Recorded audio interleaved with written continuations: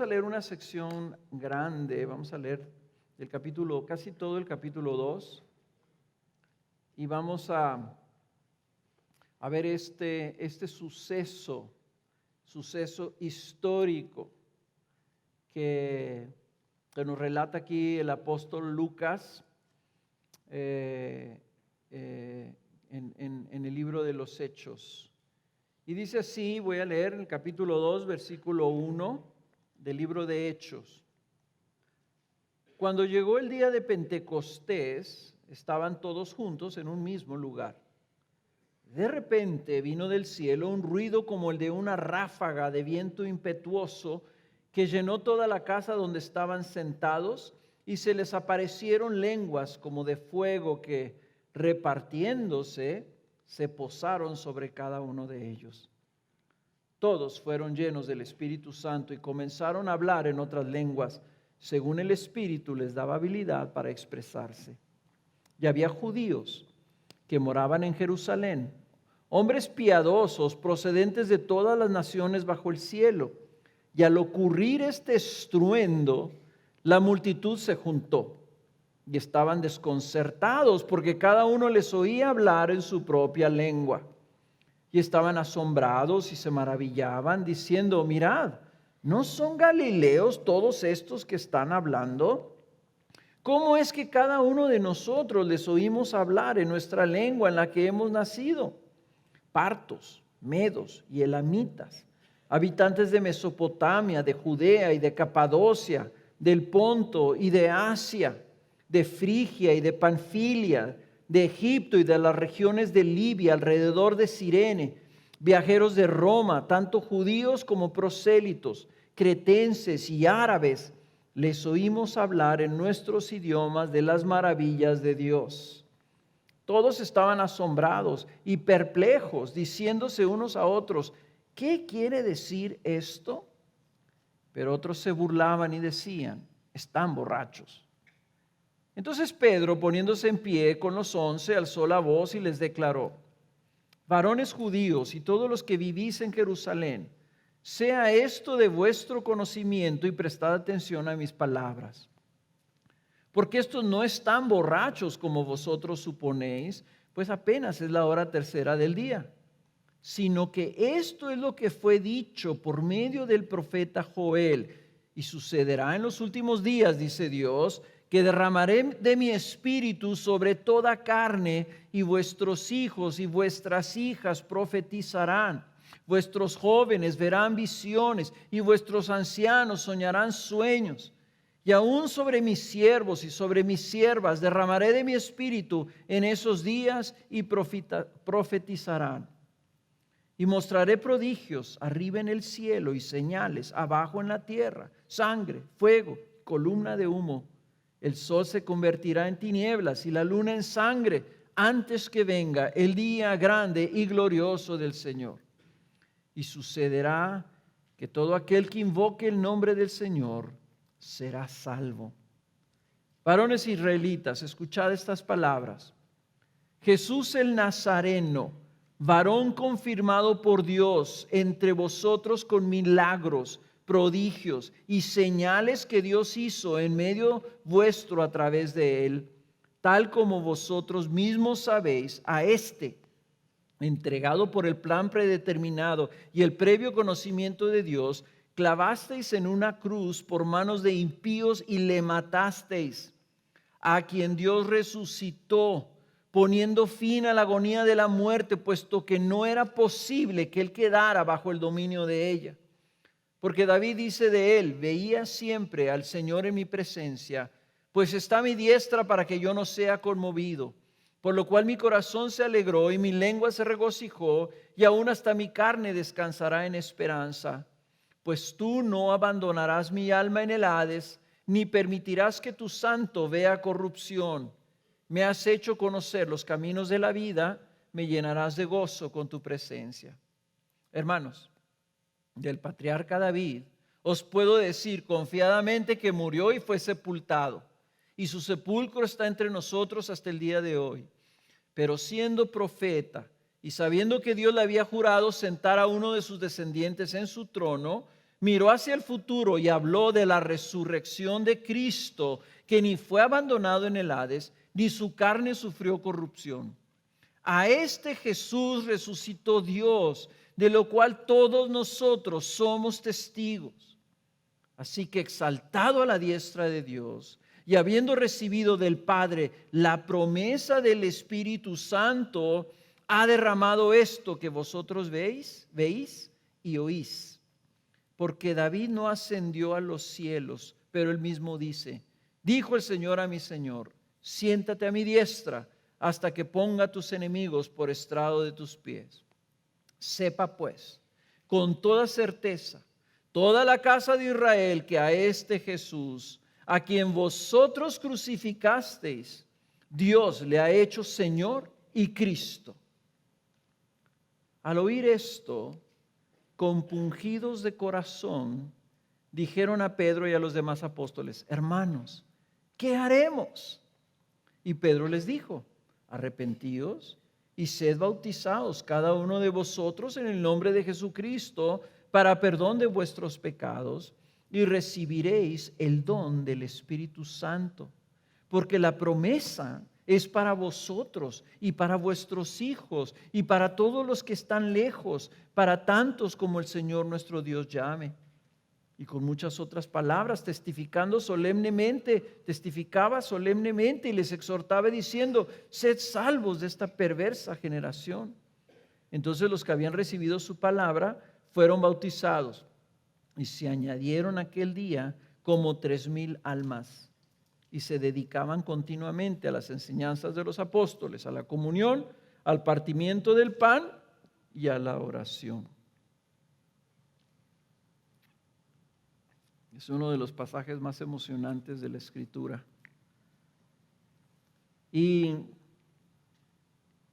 quería yo traer este texto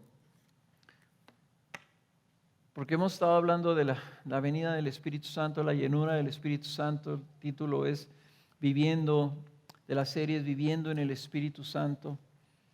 Y a veces leemos estas cosas y no entendemos. Y es tan fundamental, tan trascendental lo que está sucediendo en esta ocasión, en este día, en la fiesta de Pentecostés, una fiesta judía que el Señor había establecido, que se celebraba las cosechas y eran 7 semanas después de Pascua, ¿verdad? Era una fiesta y venían gentes de todos lados, de todos estos países, judíos que venían a Jerusalén a celebrar la fiesta. Por eso estaban todas estas personas de todas estas naciones ahí. Y en ese día escoge el Señor que están reunidos ahí todas estas personas para derramar su Espíritu. Y nosotros podemos verlo como un evento sobrenatural nomás, donde nace la iglesia, un empoderamiento sobrenatural sobre los discípulos que estaban escondidos ahí, tenían temor. 120 personas en una casa, haber sido una casa grande. Estaban reunidos, dice que estaban ahí sentados cuando viene el Espíritu Santo sobre ellos. Y se derrama en el mundo. No solamente sobre ellos, y lo vamos a ver. Pero tradicionalmente este evento se ha visto como algo que tiene que ver con los dones espirituales, como un mover carismático. Pero este día, el día del derramamiento del Espíritu, en el día de Pentecostés, es mucho más. Es el día en que la victoria de Cristo Jesús, de su exaltación, donde el Señor actúa, donde el Señor recibe el Espíritu de parte del Padre y lo envía a su iglesia. Es por medio de este derramamiento que inicia una nueva era en el mundo, una época diferente. Es donde pasa algo que no había pasado nunca y que va a estar sucediendo hasta la segunda venida del Señor en el día final. Es el inicio de los últimos tiempos. Pudiéramos casi decir, es casi el inicio del día final. Es la razón por la que Cristo les dijo a sus discípulos que les convenía que se fuera. Es la razón por la que Cristo vino a morir, resucitar y subir al cielo. Para iniciar y para hacer esto precisamente. Les he dicho yo y se lo repito, hermanos, si tú dices que Cristo vino al mundo para librarte de tus pecados, te estás quedando sumamente corto en entender lo que es el Evangelio. Estás pensando que se trata de ti y Cristo vino para salvar al mundo entero por medio del derramamiento de su Espíritu para llevar un pueblo a su Padre. Es el derramamiento del supremo regalo de Dios para el hombre y muy importante. Es el inicio, es la inauguración en la tierra del nuevo pacto de la gracia de Dios sobre el hombre. O sea, el nuevo pacto, a este día cambiaron todas las cosas. Y yo quiero que lo veamos y lo entendamos, hermanos, porque de otra manera no vamos a entender correctamente lo que es el ministerio del Espíritu aquí con nosotros. 120 personas reunidas cuando llegó el Espíritu con estas señales extraordinarias. Dice que vino un ruido que sonaba como una ráfaga de viento impetuoso, un estruendo que sacudió no solamente la casa donde estaban estos 120 personas, sino que fue al grado que se oyó en todo Jerusalén, que se oyó en el templo y que la gente se juntó. ¿Cómo sonó esto? Pues no sé exactamente cómo sonó, pero sonó algo que dice que estremeció a la ciudad. ¿Ok? No fue algo privado, fue algo que sucedió concentrado y enfocado en estas 120 personas que estaban reunidas, pero que afectó toda la ciudad, y dice que estremecidas toda la ciudad fueron y corrieron a la casa donde estaban y dijeron, ¿qué es esto que está pasando? Luego dice que en el cuarto donde estaban, o en el lugar donde estaban, en el patio donde estaban, yo no sé cómo era una casa donde cabían 120 personas, dice que se les aparece como unas lenguas de fuego, como una flama, pues, postrándose en cada una de las personas, en la cabeza de cada una de las personas. Se repartió entre ellos y nos recuerda algo que dijo el Señor, ¿verdad? Que dijo que iban a ser bautizados con el Espíritu Santo y con fuego. Entonces estaba sucediendo un bautismo, estaba postrándose, estaba siendo derramado algo sobre las personas a un punto que había hasta una manifestación física que podían ver esta persona del Espíritu Santo viniendo y repartiéndose sobre cada uno de ellos. Y el efecto que hubo inmediatamente es que esa presencia del Espíritu en sus vidas les dio la habilidad para hablar. Empezaron a hablar en diferentes idiomas, hablando las maravillas de Dios.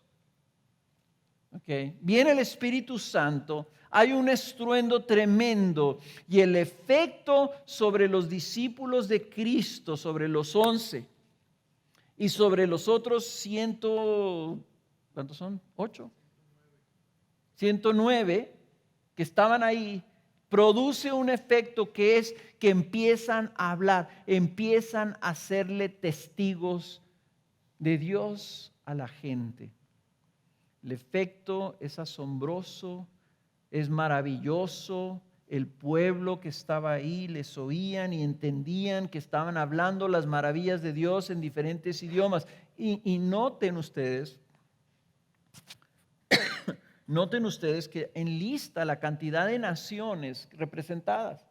Y básicamente son naciones en Europa, en Asia, o sea, en Arabia, en el Medio Oriente y en África. O sea, todo el mundo civilizado, si le quieren llamar el mundo bíblico, representado en ese momento.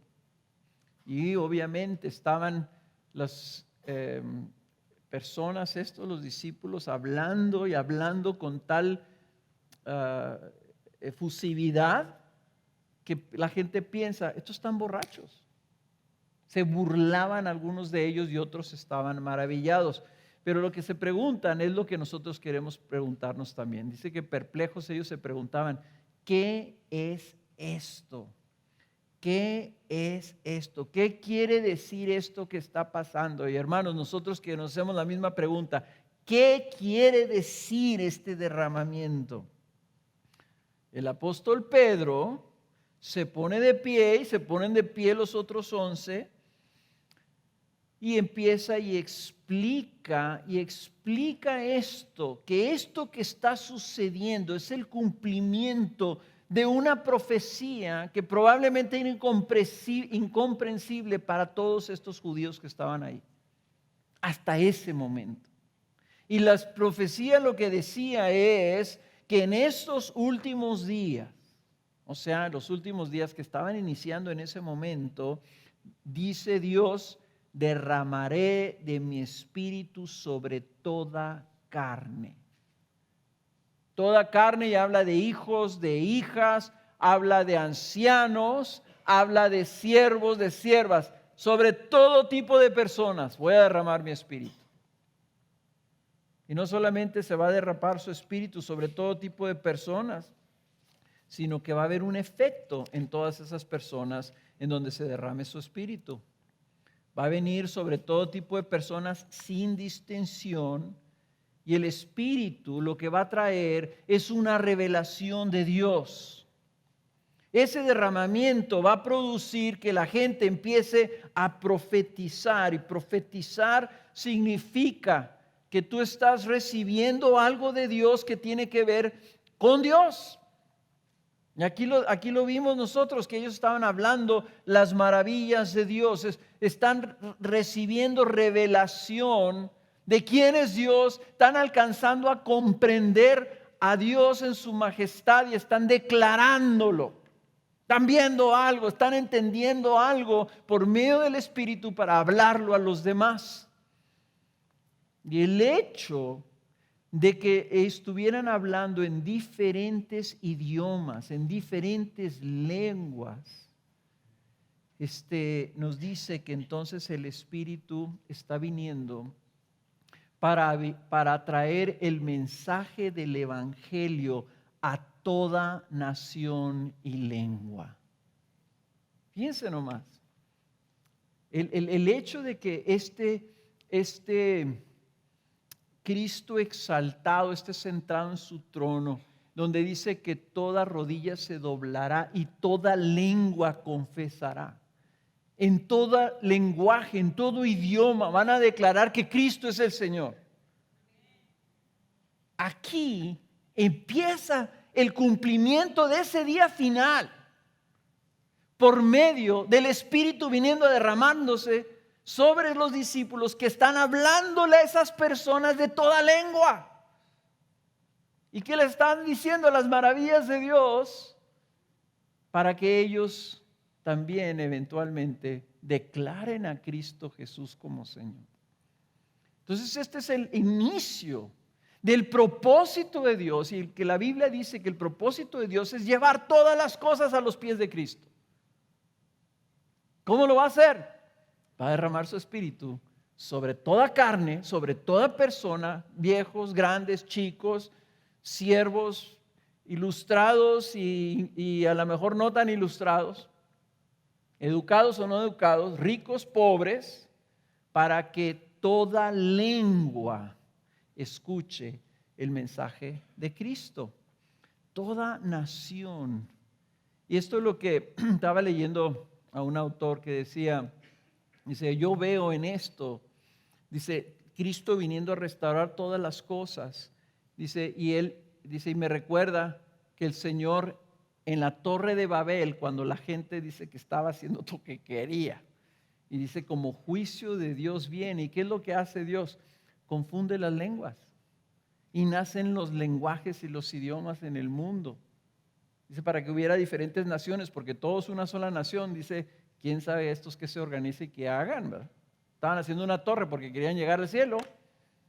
Dijo, Señor, mejor que se confundan, mejor que se separen en naciones, y se separan las naciones, y se separan los lenguajes. Y aquí Cristo está derramando su espíritu y está uniendo un solo pueblo con diferentes idiomas por medio del derramamiento de su espíritu. ¿Okay? Y no solamente eso, sino que Jesucristo dijo, y las profecías estas del Antiguo Testamento, y cuando Él llamó a Abraham le dijo, por medio de ti serán benditas todas las naciones. ¿Por medio de quiénes estaba viniendo este mensaje? 120 judíos. 120 judíos de Galilea. Gente que los de Jerusalén, como eran los capitalinos, se burlaban y decían, pues no son estos galileos, pues ¿qué puede venir de Galilea? Siendo que está más bonito el territorio de Galilea que donde está Jerusalén, ¿verdad? Pero siempre así son los capitalinos, menosprecian los que vienen de los pueblos, ¿verdad? Pues por medio de estos 120 judíos se abre la puerta a todas las naciones a que reciban el evangelio. Y nosotros sabemos por el libro de Hechos que estos judíos después regresaron a sus casas, regresaron a sus países, regresaron a sus ciudades, y cuando iban los apóstoles de ciudad en ciudad se encontraban ya gente que había creído por testimonio de algunos de estos 3,000 que habían regresado a sus casas.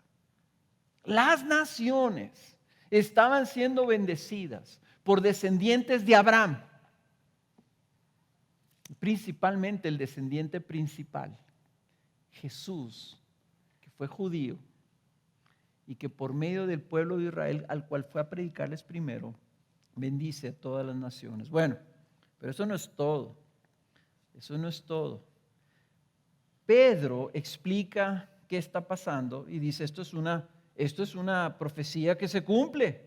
Dice, no solamente que se cumple, dice, sino al final, dice, va a venir, esto es lo que está empezando a suceder ahorita y va a suceder hasta el día final cuando haya señales en el cielo, columnas de humo, sangre, fuego, el sol en tinieblas, la luna en sangre. Y luego vendrá el día grande y glorioso del Señor. Y dice, en este periodo de tiempo, todo el que invoque el nombre del Señor será salvo. O sea, este derramamiento del Espíritu viene para salvar a la gente. Y entonces Pedro continúa y dice, varones israelitas, déjenme les digo y les anuncio el mensaje de Jesús. Jesús vino. El Señor lo confirmó. Por medio de su Espíritu derramado en él, lo confirma y empieza a hacer señales y prodigios y milagros.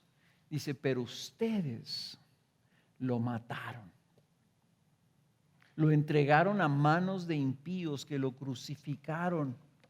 Cristo fue confirmado por el Espíritu Santo, confirmado por el Padre y crucificado por ellos. Pero les dice, pero la buena noticia, o lo que ustedes no sabían, es que fue crucificado por el plan predeterminado del Dios soberano.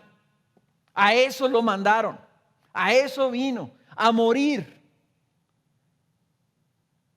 Y dice, porque Él mismo lo resucitó como confirmación de que Él era el Cristo y que la muerte no lo podía retener y por tanto era incorruptible. Y fue levantado de entre los muertos.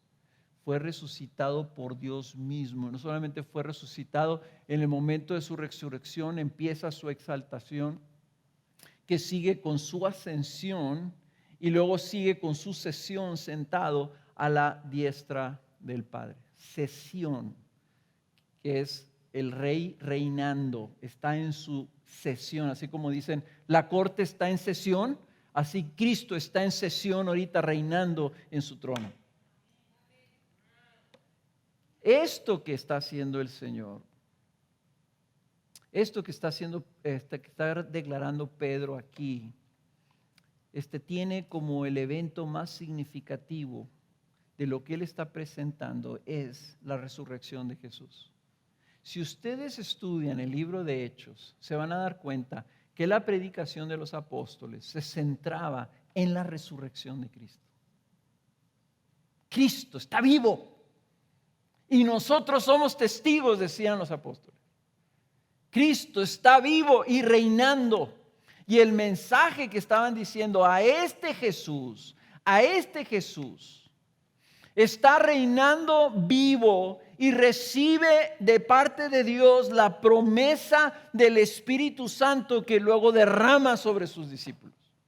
El derramamiento del Espíritu Santo, hermanos, es la confirmación, la evidencia, la señal de que Cristo Jesús está reinando en el cielo. Eso es lo que está diciendo aquí Pedro. Él recibió eso, ¿dónde? En el cielo. ¿Y lo mandó a dónde? Aquí a la tierra.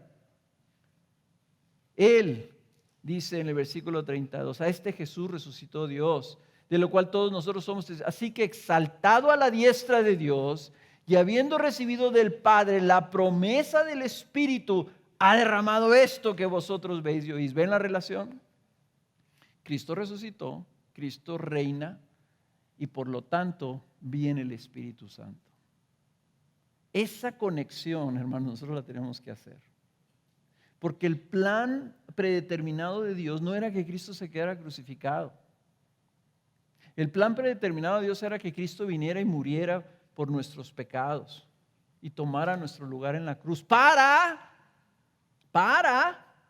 entonces Él resucitar en victoria, sentarse a la diestra del Padre, recibir la corona de su victoria y derramar el Espíritu Santo sobre sus discípulos para traer salvación a los hombres. Este Jesús, resucitado por Dios, ha sido exaltado y dice el versículo 33, sepa pues con certeza toda la casa de Israel que a este Jesús a quien vosotros crucificasteis, Dios le ha hecho Señor y Cristo.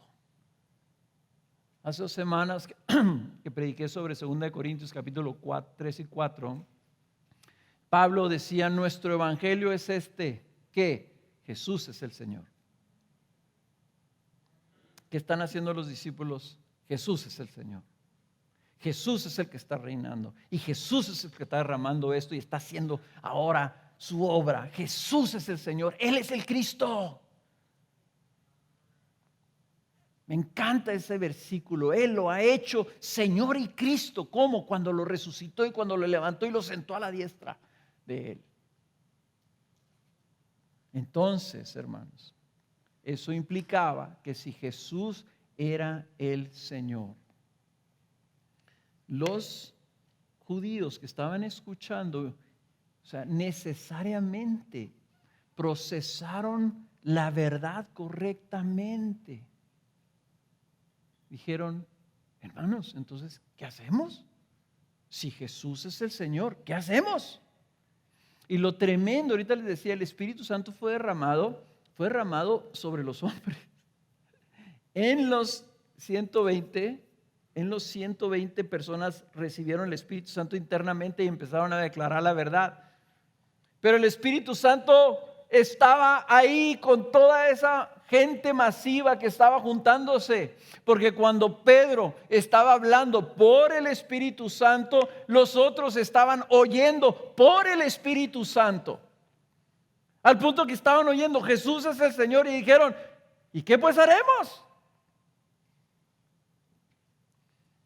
En el librito ese, creo que es en el librito ese que leí hace como 40 años, yo creo, más que un carpintero, decía Josh McDowell.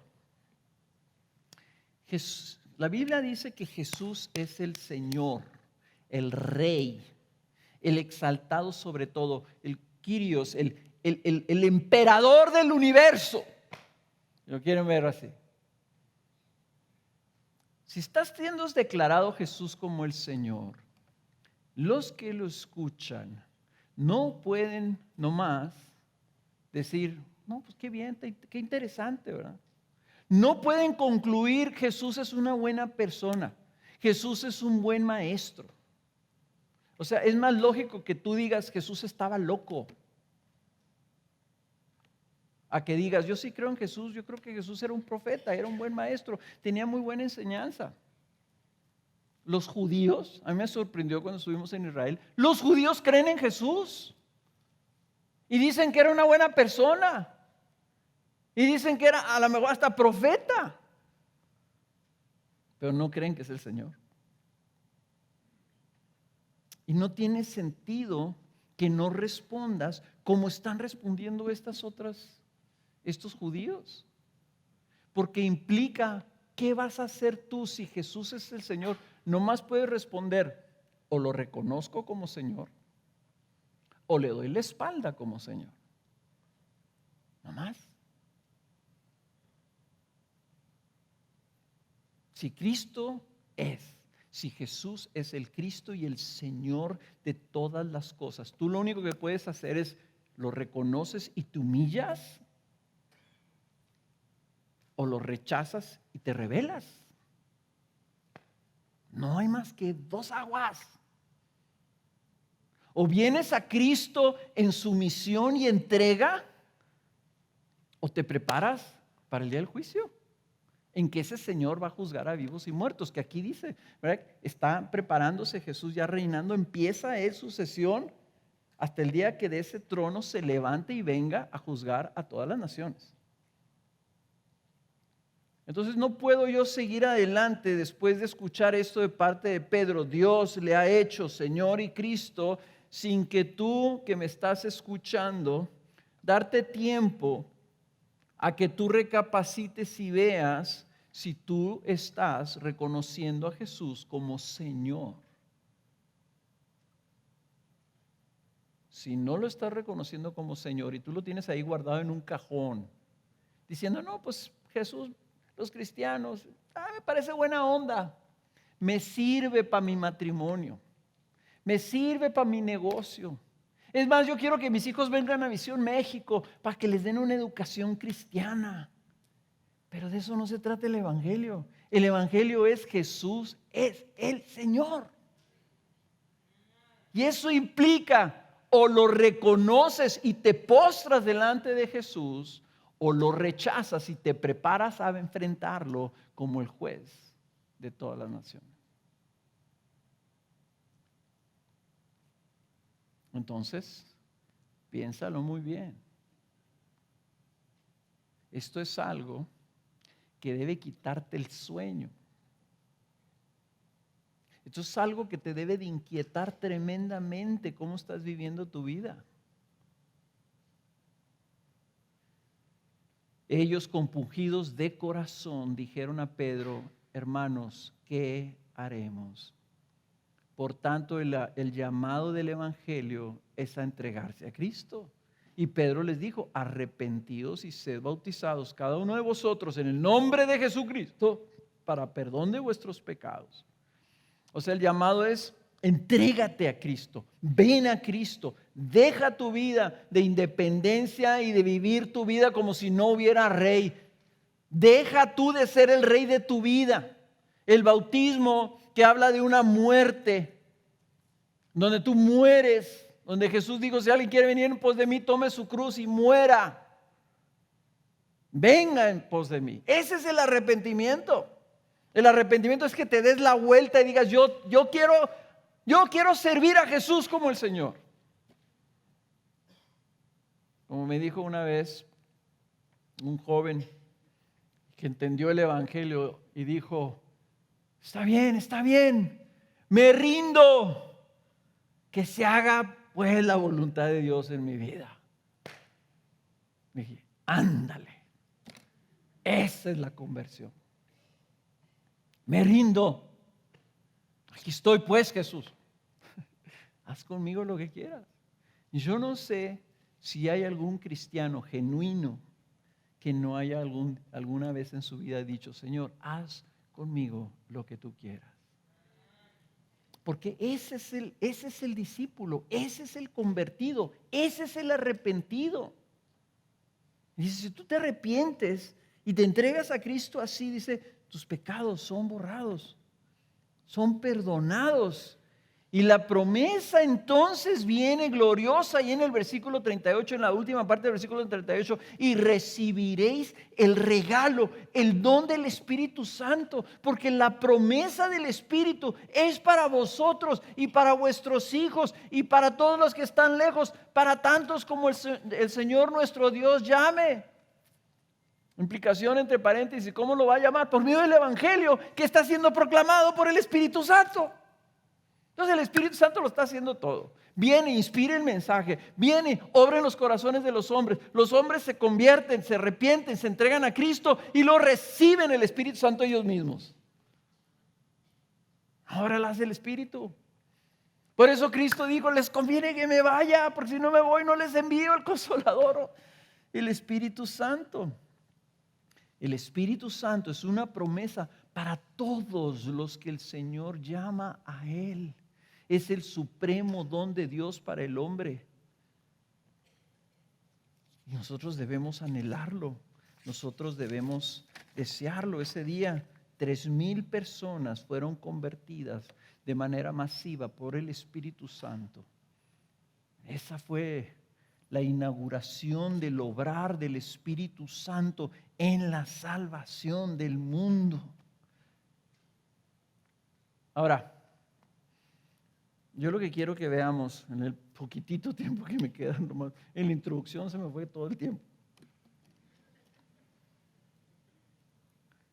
Pero quiero que veamos un poquito de Biblia. Aquí es donde viene la hermosura de la Biblia. Porque el bautismo en el Espíritu Santo que sucedió, es mi segundo punto, es que el Espíritu Santo representa la inauguración del nuevo pacto de Dios. Esta es la intervención, el Espíritu Santo empezó a obrar para este momento. Todo empieza con la venida de Cristo. Nace Cristo encarnado. ¿Cómo se encarnó Cristo? ¿Cómo concibió la Virgen? Dice, por medio del Espíritu Santo. Esa fue la intervención del Espíritu que lo empieza todo. El plan de redención, el propósito de Dios en la redención empieza por medio del Espíritu Santo viniendo con la Virgen María. Luego hay una segunda instancia en la vida de Jesús que es importante que la veamos, que es cuando el Espíritu Santo vino y fue derramado sobre Jesús, que fue en su bautismo. Lucas 3:21 dice, cuando todo el pueblo era bautizado, Jesús también fue bautizado. Y mientras él oraba, o sea, Jesús orando ahí, siendo bautizado, el cielo se abrió y el Espíritu Santo descendió sobre él en forma corporal como una paloma. Y vino una voz del cielo que decía, tú eres mi Hijo amado, en ti me he complacido. Imagínate qué confirmación para Jesús. Aquí empieza su ministerio. Se es derramado el Espíritu Santo sobre él como en forma física, en forma corporal, dice. Y luego la voz del cielo, el Padre, el Espíritu y el Hijo juntos en una sola instancia, en un solo momento, diciendo, tú eres mi Hijo, en ti me he complacido. Por lo tanto, dice el libro de Hechos, capítulo 10, cuando Pedro está predicándole a la casa de Cornelio, les dice, vosotros sabéis cómo Dios ungió a Jesús de Nazaret con el Espíritu Santo y con poder. Dice, el cual anduvo haciendo bien y sanando a todos los oprimidos por el diablo, porque Dios estaba con él. Ahí está el Espíritu en Jesús, la segunda instancia. Pero luego, el Evangelio también nos dice que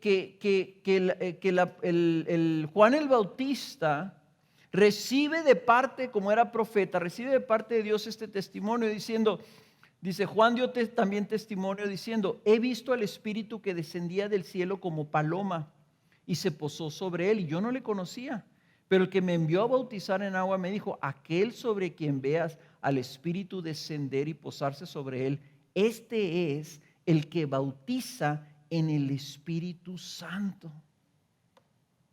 O sea, Juan el Bautista era el mayor de los profetas porque tuvo el privilegio de Dios de señalar a Cristo. Es decir, este es el Cordero de Dios que vino para salvar a los hombres.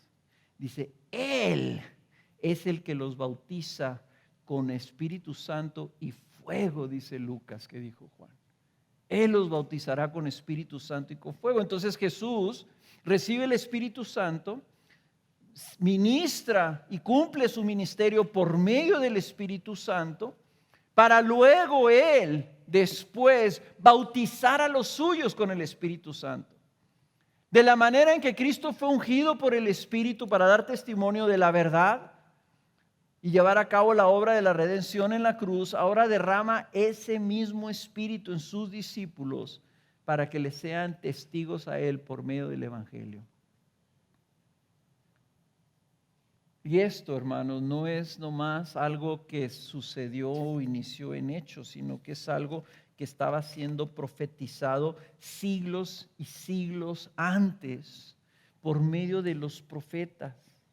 Hay un testimonio en Jeremías, en Ezequiel, en Joel, en Zacarías. O sea, hay un testimonio, va a venir el Señor, va a venir su Espíritu, va a derramar el Espíritu. Ezequiel 36 dice: os daré un corazón nuevo y pondré un espíritu nuevo dentro de vosotros. Quitaré de vuestra carne el corazón de piedra, os daré un corazón de carne.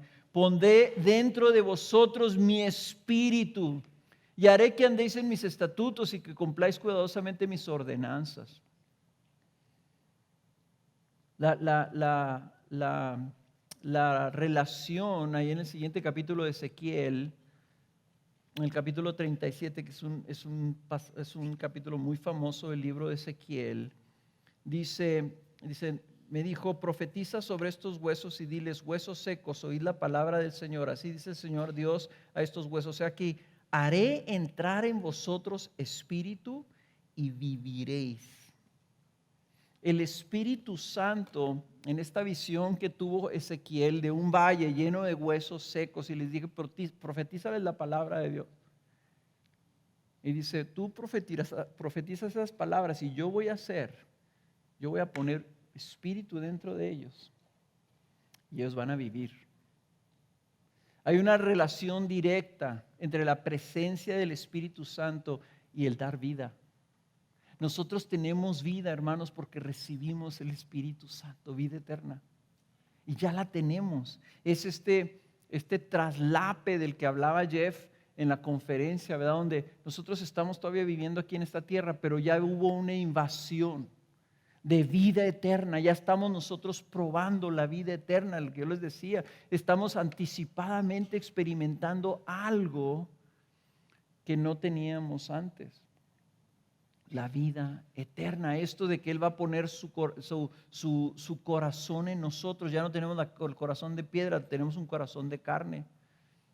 Dice: sobre sus corazones, dice Jeremías 31:33, dice: sobre sus corazones voy a escribirle mi ley y yo seré su Dios y ellos serán mi pueblo. Y dice, por tanto, dice, ya nadie le va a tener que decir al hermano: conoce al Señor, porque todos me conocerán, desde el más pequeño de ellos hasta el más grande. Declara el Señor: pues perdonaré su maldad y no recordaré más su pecado. Está haciendo algo el Señor, donde Él se está revelando directamente en las personas, está dando vida en las personas, está haciendo algo en las personas. Y lo vimos nosotros hecho realidad por primera vez en Hechos 2. Porque estos galileos, hombres galileos, discípulos de Cristo, y eran hombres y mujeres, empiezan a hablar las maravillas de Dios. ¿De dónde las obtuvieron? De esa revelación. Dice: ellos serán mi pueblo, yo voy a ser su Dios y todos me conocerán. Con un conocimiento que viene porque yo sé, porque sé que Cristo está conmigo. Y lo conozco. ¿Por qué lo conozco? Porque el Espíritu de Cristo está en mí. Y no es un conocimiento intelectual, es un conocimiento verdadero. Yo te puedo hablar de mi relación con Cristo Jesús. Que hace 40 años, el 19 de marzo de 1978, vino a mi vida y me transformó y se dio a conocer a mi vida y lo conocí y eso cambió toda mi vida. Yo recibí la vida eterna hace 40 años. La pregunta es si tú lo conoces. Si no tienes el Espíritu Santo, probablemente conozcas cosas de Jesús. Pero eso es una cosa y la otra cosa es que lo conozcas a Él. y le puedas hablar a alguien, déjame te platico de una persona que conozco. Se llama Jesús. Por tanto, Pentecostés es el inicio de una nueva era, de una nueva época. Es la era del Espíritu Santo derramado presente en la vida de su pueblo como nunca antes había sucedido. Así como Cristo caminó en el Espíritu, ahora su iglesia camina en el Espíritu. Él puso los medios para que Dios Padre pudiera tener su pueblo, y Dios tiene su pueblo por medio del Espíritu, que se lo está juntando y lo está llamando y lo está convirtiendo y lo está transformando y lo está santificando para que Dios tenga su pueblo. Eso es lo que empezó en Pentecostés. Ahora la pregunta es, ¿tienes tú el Espíritu Santo?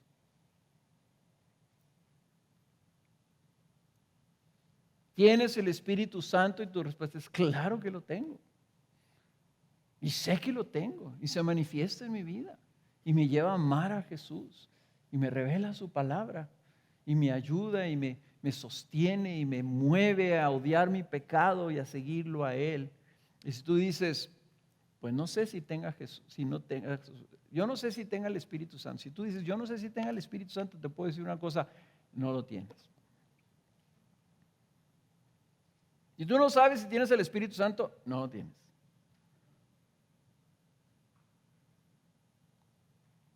Y eso te debe llevar a clamar como estos hombres en Jerusalén dijeron, hermanos, entonces, ¿qué hago? Y la respuesta es muy sencilla, arrepiéntete y reconoce a Jesús como Señor. Y a lo mejor algunas mamás están aquí con sus hijos adolescentes. Y mis papás, pastor, no les diga que no tienen el Espíritu Santo. Yo siempre les he dicho que son de Jesús y que tienen a Jesús viviendo en su corazón. Pero si ellos no saben que tienen el Espíritu Santo, es que no lo tienen. Y lo mejor que podemos hacer con nuestros hijos es no engañarlos, diciéndoles que lo tienen. Porque ustedes han orado por ellos o porque sea. O sea, el Espíritu Santo es vida y es vida eterna y se nota y se sabe y da fruto. Y así tenemos que hablar, hermanos, porque tenemos todos que aspirar y anhelar a tener al Señor en nosotros verdaderamente. Esto no es un juego, no es un juego religioso, hermanos, es vida o muerte. Es tener a Cristo. Y miren, los voy a poner de esta otra manera. Se me hizo muy importante. El Espíritu Santo viene como un estruendo, ¿okay? Como una energía derramándose. Yo me imagino así como una onda de esas que salen en las caricaturas, ¿no? Que en las películas de ciencia ficción que mandan una onda así, que no sé cómo se llama, ¿verdad? Que apagan todas las luces, se apagan todas las luces. Si hubiera luz eléctrica en Jerusalén, se hubieran apagado todas las luces. O sea, un pulso magnético hiperpotente, ¡pum! Como un viento recio. Y usualmente vemos cuando habla del viento, el Espíritu Santo se dice el ruach de Dios, ¿verdad? El neuma de Dios, el viento de Dios. Es cuando habla del viento de Dios siempre tiene esa connotación de creación. Dios haciendo y obrando. Cuando Dios habla, cuando sopla Dios, crea vida. Crea nuevas cosas. Pero también viene como fuego, ¿verdad? Vimos las flamas estas, ¿verdad? Sobre las cabezas de las personas. Y donde hay fuego hay energía y hay poder. Esa es la connotación. Pero la tercera connotación no está mencionada ahí, pero está mencionada en toda la Biblia. Y es el Espíritu Santo como agua, como corrientes de agua. Y hubo una celebración. En la fiesta de los tabernáculos estuvo Jesús en el séptimo día de la fiesta de los tabernáculos en el templo. Y era una celebración con agua, en donde el sacerdote sacaban agua del estanque de Siloé, se lo llevaban al templo, que está el templo acá arriba y el estanque está ahí abajo, les subían el agua, lo recibía en una tinaja, me imagino, en un vaso, en un tinaco, el sacerdote, y lo derramaba sobre el altar, lavaba el altar. Lo hacía 7 días. El 7º día todo el pueblo le daba vuelta al altar 7 veces y luego se derramaba el agua. Esa era la celebración de la fiesta de los tabernáculos. Y lo que estaban conmemorando en la fiesta de los tabernáculos es que el pueblo había sido sostenido por Dios en el desierto, al punto que había salido agua de las piedras para darle de beber a su pueblo. Y dice en Juan 7:37, y en el último día, o sea, en el 7º día de la fiesta de los tabernáculos, el gran día de la fiesta, Jesús puesto en pie, exclamó en alta voz diciendo: si alguno tiene sed, que venga a mí y beba. El que cree en mí, como ha dicho la Escritura, de lo más profundo de su ser brotarán ríos de agua viva. Pero él decía esto del Espíritu, que los que habían creído en él habían de recibir, porque el Espíritu no había sido dado todavía, pues Jesús aún no había sido glorificado. Entonces el profeta Juan, el apóstol Juan, liga directamente el derramamiento del Espíritu Santo con un agua. Y dice, todavía no había sido derramado. Dice, porque Jesús todavía no había sido glorificado. Y sabemos que la glorificación de Jesús vino por su muerte y por su resurrección. Entonces aquí está el Juan diciéndonos que Jesús mismo dijo que iba a venir un agua. Y dice, y la interpretación de este pasaje, de lo más profundo de su ser brotarán ríos de agua viva. Está hablando de sí mismo Jesús diciendo, yo soy la fuente de agua viva. Y brota de adentro de mí, está saliendo el Espíritu de mí para ustedes. Porque a la mujer samaritana ya le había dicho. A la mujer samaritana le había dicho, el que beba del agua que yo le daré no tendrá sed jamás, sino que el agua que yo le daré se convertirá en él, en una fuente de agua que brota para vida eterna. ¿Se fijan? El agua, que es el Espíritu, es la vida eterna. Y la Escritura, el libro de Hebreos, el 1 Corintios nos dice que la roca que seguía al pueblo de Israel y daba agua, dice 1 Corintios, dice el apóstol Pablo, que era ¿quién? Cristo.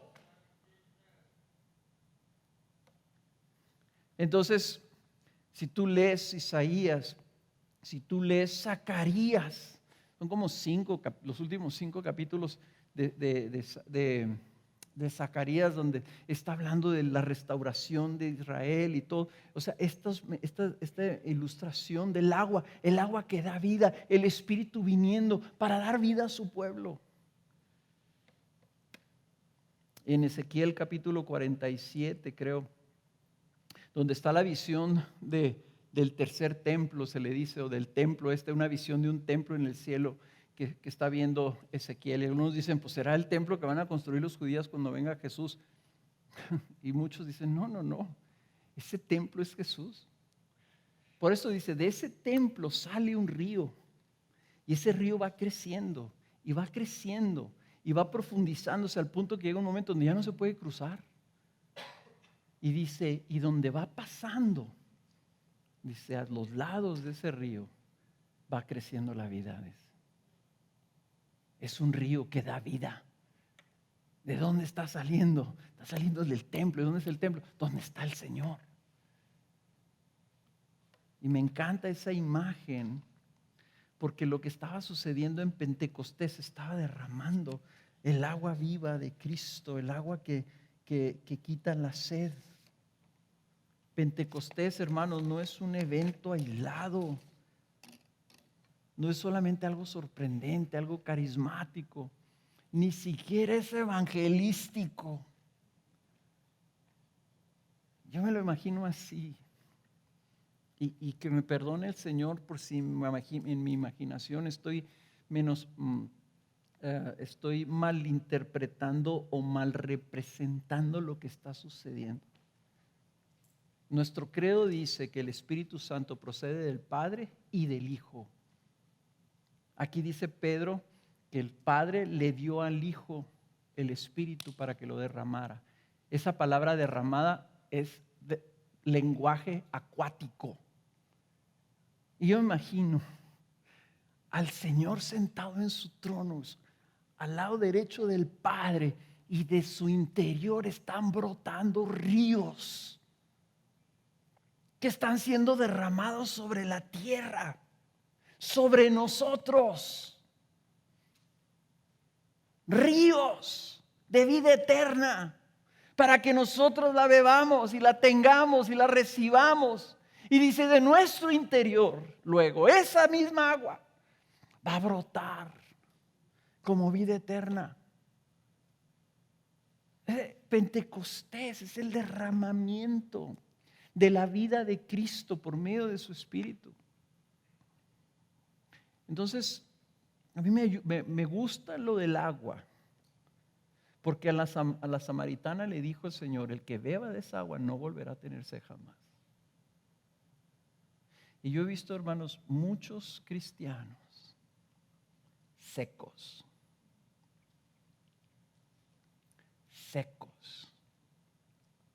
que si yo les preguntara, ¿cómo es tu vida?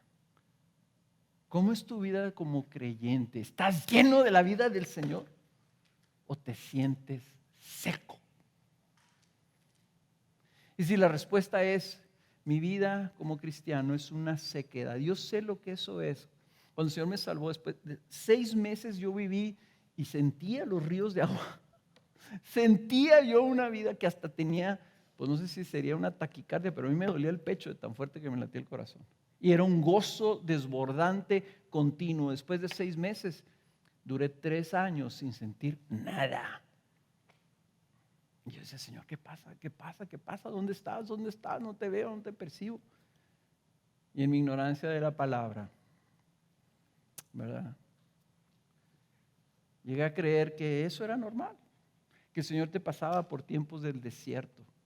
No es que la Escritura dice que si tú pasas por tiempos de desierto, Él está contigo. Y si Él está contigo, el agua está dentro de ti. Y yo pensaba que era normal vivir en sequedad, en tristeza, en falta de gozo, en falta de vida. Hasta que leí Jeremías capítulo 2, versículo 11, que dice, ¿ha cambiado alguna nación sus dioses, aunque esos no son dioses? Pues mi pueblo ha cambiado su gloria por lo que no aprovecha. Espantaos, oh cielos, por esto y temblad, quedad en extremo desolados, declara el Señor, porque 2 males ha hecho mi pueblo. Me han abandonado a mí, fuente de aguas vivas, y han cavado para sí cisternas agrietadas que no retienen el agua. Y versículo 17 remata con esta conclusión. ¿No te ha sucedido esto por haber dejado al Señor tu Dios cuando Él te guiaba por el camino? El Señor no te conduce por tiempos, no te lleva a un desierto sin su Espíritu. Cuando el Señor fue, dice, acarreado por el Espíritu, literalmente levantado y llevado al desierto para ser tentado, ¿quién lo llevó? El Espíritu lo llevó.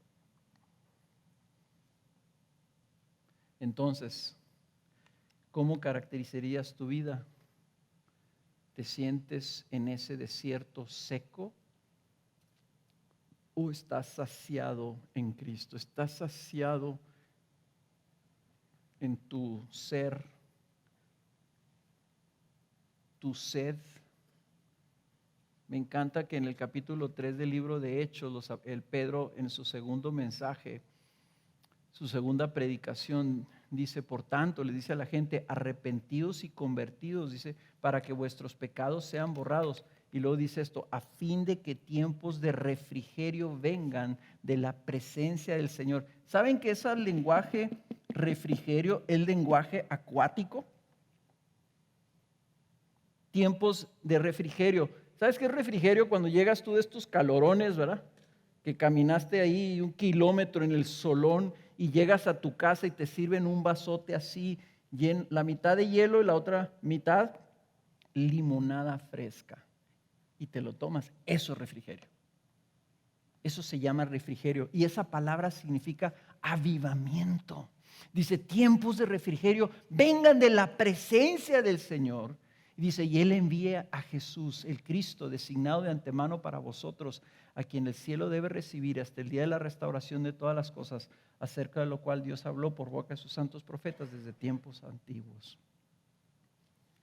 Hermanos, el propósito del Espíritu Santo es venir sobre el pueblo de Dios como un refrigerio, como agua fresca, como agua de avivamiento, como vida eterna, porque es Cristo mismo. Recuerden, el primer mensaje de esta serie, el Espíritu es Cristo. Dice que venga la promesa porque es que venga Él a tu vida. Cristo en tu vida, hermanos, tiene que hacer la diferencia. Si no lo está haciendo, es porque tú abandonaste al Señor para hacerte hoyos, cisternas huecas, cisternas agrietadas, chafas, donde lo único que va a haber ahí es agua lodosa si bien algo se junta. Por cosas, dice, que no aprovechan, en lugar de decir, Señor, yo no me conformo más que con tu Espíritu en mi vida, más que con tu presencia en mi vida. Y la sequedad viene cuando nosotros abandonamos al Señor, cuando nosotros lo dejamos para andar en nuestros propios caminos, cuando nosotros nos rebelamos, ¿verdad? Y lo dejamos cuando Él nos estaba guiando, y dice, todo aquel que es guiado por el Espíritu es hijo de Dios. Pero si nosotros nos rebelamos, si nosotros dejamos las fuentes de aguas vivas para buscar nuestro entretenimiento, nuestro placer, nuestra vida, nuestros logros, nuestros propósitos, nuestro todo, entonces no estamos reconociendo a Cristo Jesús como Señor. No estamos viniendo diciéndole, Señor, hágase tu voluntad y no la mía. Estamos haciendo nuestra voluntad, conforme a nuestros deseos, conforme a lo que nosotros queremos. Entonces no te quejes si vives en sequedad. El Espíritu viene para llevarte a Jesús. Y para que tengas a Jesús, y teniendo a Jesús, tengas esas fuentes de agua viva dentro de tu ser. Eso es lo que pasó en Pentecostés. Y nosotros tenemos que desear y anhelar que todos los días sean días de Pentecostés en nuestra vida.